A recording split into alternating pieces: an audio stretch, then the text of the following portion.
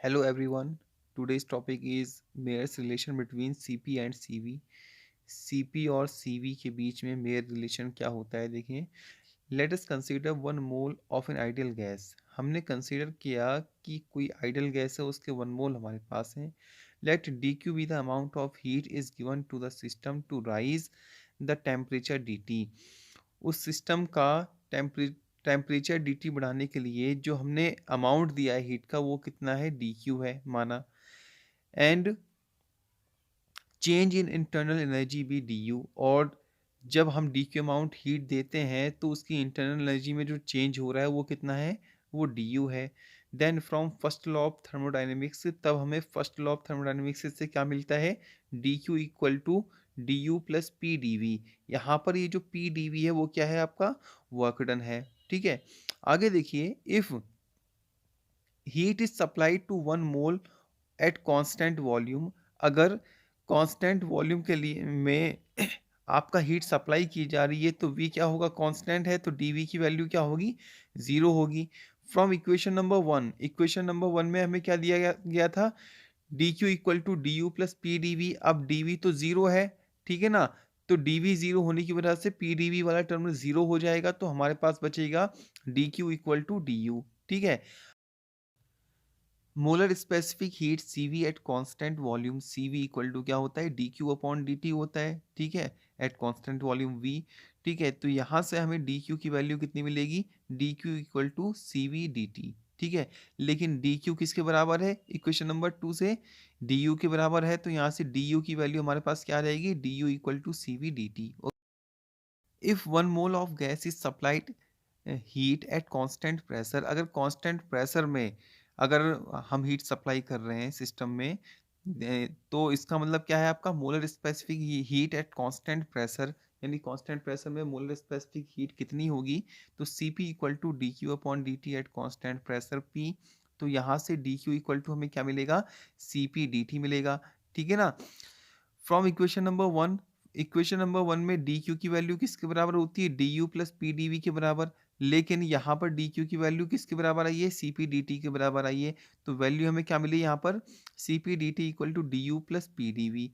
अब हमें जो डी यू दिया था, डी यू की वैल्यू हमने फाइंड की थी सी वी डी टी. ठीक है ना. तो सी वी डी टी वैल्यू जब हम डी यू की जगह पर यहाँ पर रखेंगे तो फाइनली हमारे पास आएगा C P D T equal to C V D T plus P D V. ठीक है, आगे देखें. For one mole of gas from ideal equation, किसी गैस के वन मोल के लिए जो आइडल इक्वेशन होती है वो क्या होती है, P V equal to R T. ठीक है, तो P D V equal to क्या होगा, आर डी टी होगा. तो यहाँ से हमें पता क्या चला, ये जो पी डी वी टर्म है ये किसके बराबर है, आर डी टी के बराबर है. तो हम इस पी डी वी की जगह पर क्या रख देंगे, आर डी टी रख देंगे. तो हमें क्या मिलेगा यहाँ से, C P D T equal to C V D T plus R D T. अब हमने राइट हैंड साइड में डी टी कॉमन लिया. ठीक है, तो कॉमन लेने पर डी टी से डी टी क्या हो जाएगा, कैंसिल हो जाएगा, और हमारे पास वैल्यू आएगी C P equal to C V plus R. ठीक है, और यहाँ से फाइनली एक इक्वेशन हमें मिलेगी C P minus C V equal to are.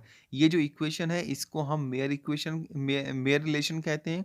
ठीक है, या मेयर इक्वेशन कहते हैं. और यहाँ पर ये जो आर है ये कांस्टेंट है और इसकी वैल्यू 8.31 जूल पर मोल केल्विन होती है. ठीक है ना. ये जो है, ये रिलेशन जो है ये वैलिड सिर्फ वन मोल के लिए है, किसी भी गैस के वन मोल के लिए. ठीक है ना, जो भी हम आइडल गैस ले रहे हैं उसके वन मोल के लिए ही ये जो एक्सप्रेशन है या रिलेशन है ये वैलिड होता है. ठीक है, आगे देखिए. Thermodynamic processes. अब ये जो थर्मोडायनेमिक प्रोसेस हैं वो कितने टाइप की होती हैं, ठीक है, क्या होती हैं, इनको जानते हैं. तो देखें. Every equilibrium state of a thermodynamic system is completely described by specific values of some macroscopic variables. किसी भी इक्विलिब्रियम स्टेट को हम डिस्क्राइब कर सकते हैं मैक्रोस्कोपिक वेरिएबल की कुछ स्पेसिफिक वैल्यूज के आधार पर. If in a thermodynamic system variables like temperature, pressure, volume etcetera changes with time. अगर हम किसी थर्मोडायनेमिक सिस्टम की बात करते हैं तो ये जो प्रेशर, टेम्परेचर, वॉल्यूम, ये सारी जो चीज़ें होती हैं ये टाइम के साथ साथ क्या होती हैं, चेंज होती हैं. Then the process is called thermodynamic process. तो इस टाइप की प्रोसेस को हम क्या बोलते हैं, थर्मोडायनेमिक प्रोसेस बोलते हैं. ठीक है ना. यानी कहने का मतलब ये है कि वो प्रोसेस जिसमें आपका जो मैक्रोस्कोपिक वेरिएबल्स हैं लाइक टेम्परेचर, प्रेशर, वॉल्यूम, ठीक है ना? ये सारी की सारी चीज़ें टाइम के साथ-साथ चेंज होती हैं, तो इस टाइप की प्रोसेस को हम थर्मोडायनामिक प्रोसेस कहते हैं, ठीक है? There are various types of thermodynamic process.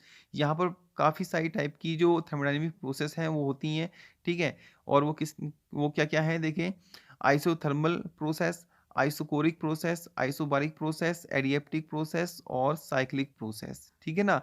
तो इतने टाइप की आपका थर्मोडायनामिक प्रोसेसेस होती हैं, ठीक है? तो आज की वीडियो में इतना ही, अगली वीडियो में हम एक-एक करके जितनी भी प्रोसेस हैं इन पर बात करेंगे, ठीक है? So that's all for today, thank you so much.